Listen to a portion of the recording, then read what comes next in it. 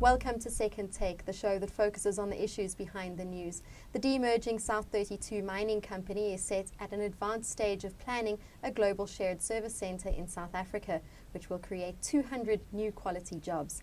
Mining Weekly editor Martin Creamer tells us more. Welcome, Martin. Thanks, Shannon. BHP Billiton shareholders voted overwhelmingly for the South32 demerger, which has created two successful mining companies. Can you tell us about the process? Yes, it was very open and apostolic, I must say. There was a little bit of criticism coming out of London, but it really was not as, it was a bit convoluted. And I think that the communication was exceptional. I mean, they put out documents, they did slideshows, they did road shows, and they were also very open with the media. And they continue to be open, because I've just come back from another invitation where do I want to keep on interviewing, the people who are involved with South32 or anyone from BHP Billiton. So it's good that they've given us this open sesame to come and see them, because we don't often get access to BHP Billiton, but we seem to be getting access to both BHP Billiton and South32 now. And South32, they say their DNA will be different. They'll be far more entrepreneurial, far more direct.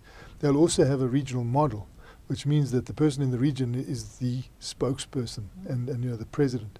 So we will have someone in Joburg for the first time who can talk on behalf of the company with conviction, because he's running the region in which he's operating.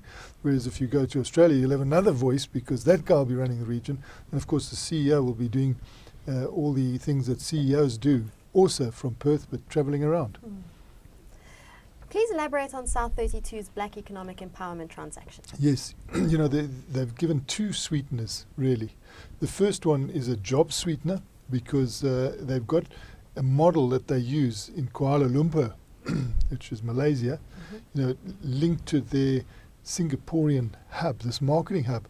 And they want to try and mimic that model for South32.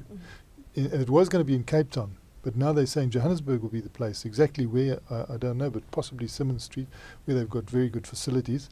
And you'd have like 200 people working there in an administrative and IT and capacity, payroll capacity. And I got, very strong confirmation of this again from the CEO-elect Graham Kerr. But I noted that although I directed my question to Graham, the CEO of BHP Billiton, Andrew Mackenzie, was also prepared to add to what Graham had said.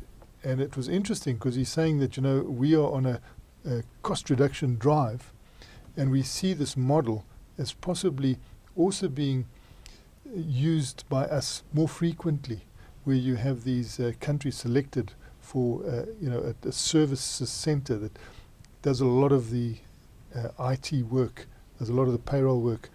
And it's quite a high-level job opportunity for South Africa, because these will be quality jobs, and the company that they work for is also a quality company. I mean, if you look at what Deutsche Bank is talking about South32, although it's a small part of BHP Billiton, it was 4% of BHP Billiton, as they kept saying. That's why they wanted to allow it to spin off, because they didn't have the management time to deal with it, and it had required a different management to what they want to be in. They want to be like manufacturers of commodities rather than miners, So they're going to a much more efficient, organized maintenance on an ongoing basis type of approach to operating and producing commodities. That opportunity won't befall to South32. Not only do its operations have different lives, but it is a different form of management that's required. So we can see these two operations coming about. You start thinking, well, how big is South32?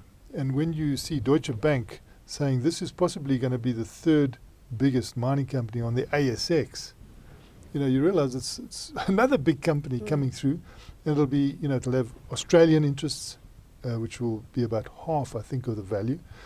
A third of the value coming out of South Africa, and then there's also, input from South America, Cerro Matoso with nickel, and more aluminium from Brazil.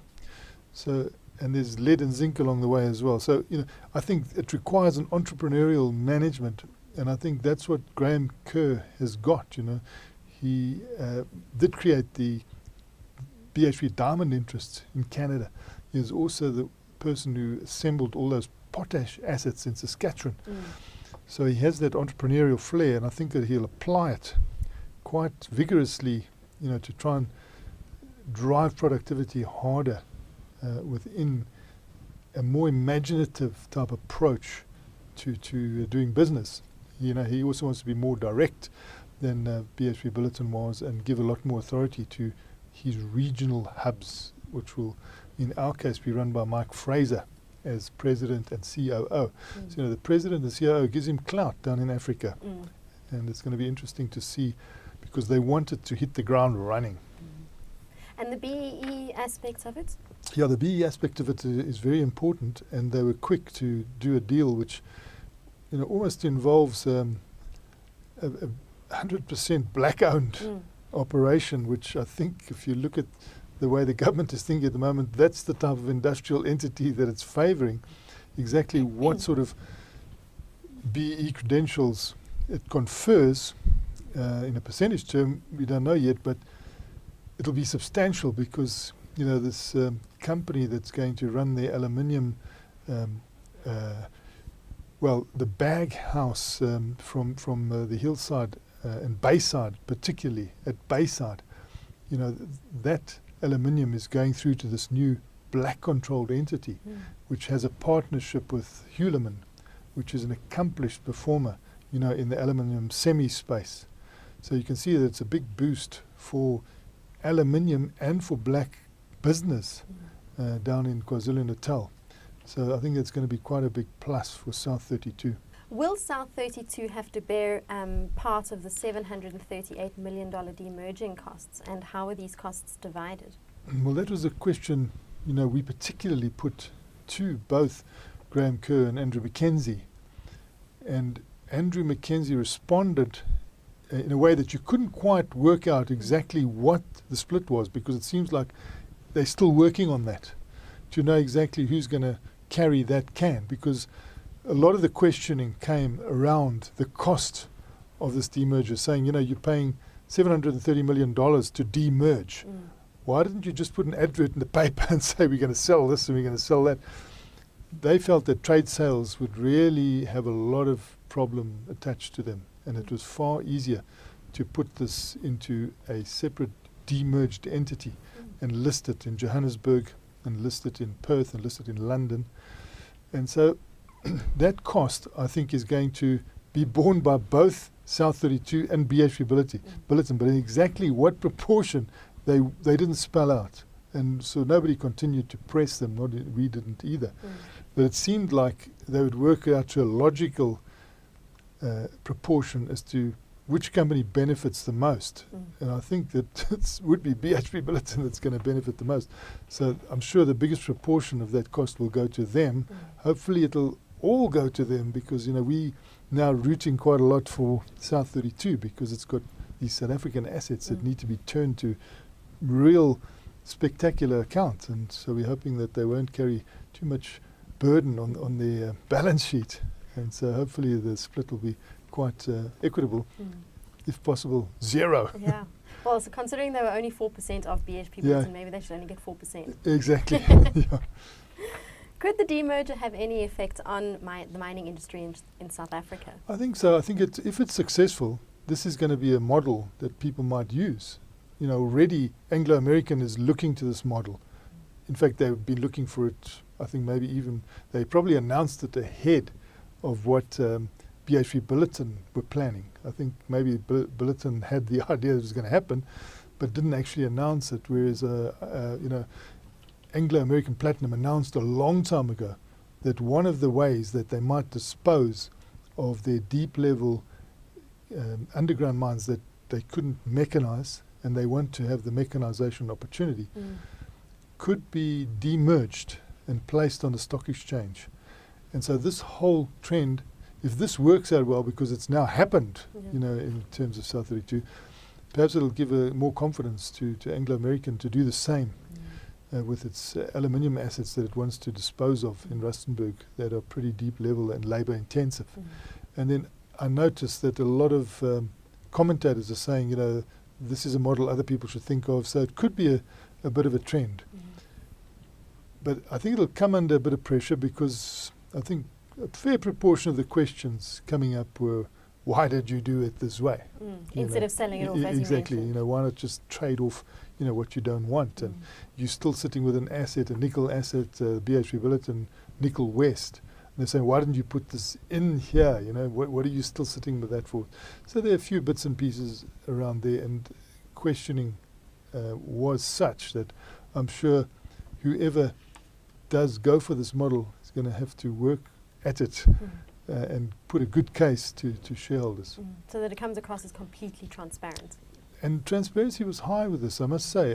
There's been a lot of communication at all sorts of levels. Obviously, the Australians got, the more sort of, well, I think with the roadshow, they got a lot of exposure to this, but you can see that it really worked because 98% of the people voted for this. But now who knows what's going to happen?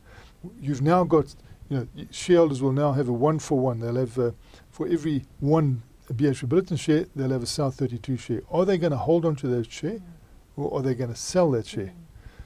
If they sell that share, it could be bad for the price of the company as it comes on, or those share prices, because it seems like in London, some of the holders of the BHP Billiton shares are going to be forced to sell because it doesn't fit their mandate. So you've got a investment company and you've got to do certain things at certain levels. And BHP Billiton fits the level, but South32 may not. And raises your level then. And therefore, in terms of your mandate, you're forced to sell, whether you like it or not. And that could have a downward pressure on the price. Because effectively, if you're holding one BHP Billiton share to one South32, does that effectively value South32 the same as BHP Billiton? No, and that's the big question at the moment. It'll be minuscule compared to BHP Billiton's value. The share is equal, but the value of those shares is very, very different. And there's speculation. I suppose there were more questions than anything on at what value will the South32 shares come onto the market, when they listed? And no one was prepared to answer that question. No one in BHP Billiton was prepared to speculate on that. But the valuation is broad because there's one company that said it's going to be valued at $8 billion. Another one has said 12 billion.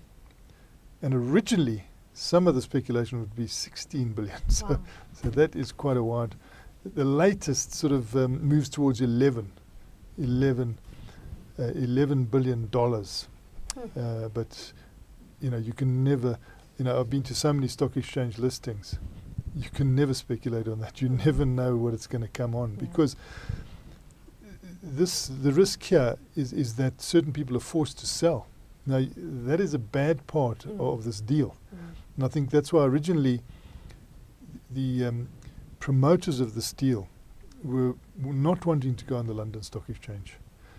But shareholders in London, they criticised them to such a point that they decided they had to pull London in. And I'm sure it was because of that risk, that they could be sold off. And they not because the companies necessarily want to, but because in terms of their mandate, they've got to. And, that's not good for a share that comes onto the market. I've seen listings like that where, early share deals are done with investors. And some of the investors are in there for the very short term. And that doesn't augur well when that happens because you can see the share fall. And then, it's got to start lifting itself up from the bootstraps, and the company's really got to go out and out to perform well to elevate that again. So hopefully that doesn't happen with South32. Well, we'll watch the space. We will. Thank you very much, Martin. It's a great pleasure, Shannon. That's it for today. Join us again next week for more news analysis on South Africa's mining industry.